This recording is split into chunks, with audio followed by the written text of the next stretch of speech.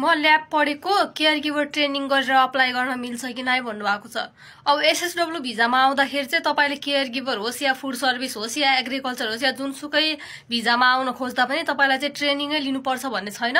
तपाईले चाहिँ एउटा स्किलको इक्जाम पास गर्ने हो कि पढेर इक्जाम पास गर्ने हो, अनि त्यसपछि ल्याङ्ग्वेज पास गरेको हुनुपर्छ र चाहिँ स्किल पास गरेको हुनुपर्छ कि त्यो चाहिँ तपाईँ चाहिँ कुन विषय सम्बन्धी पढ्नु भएको छ, के पढ्नु भएको छ त्यो चाहिँ खासै केही फरक पार्दैन। तर अब तपाईँ ल्याब पढ्नु भएको छ भने चाहिँ हल्का प्लस पोइन्ट चाहिँ हुन सक्छ तपाईँ नर्सिङ केयर गिभरमै अप्लाई गर्ने हो भने चाहिँ है। तर नेपालबाट चाहिँ तपाईले ट्रेनिङ चाहिँ लिनु पर्दैन कि स्किल मात्र पास गरेर अप्लाई गरेर आउने हो।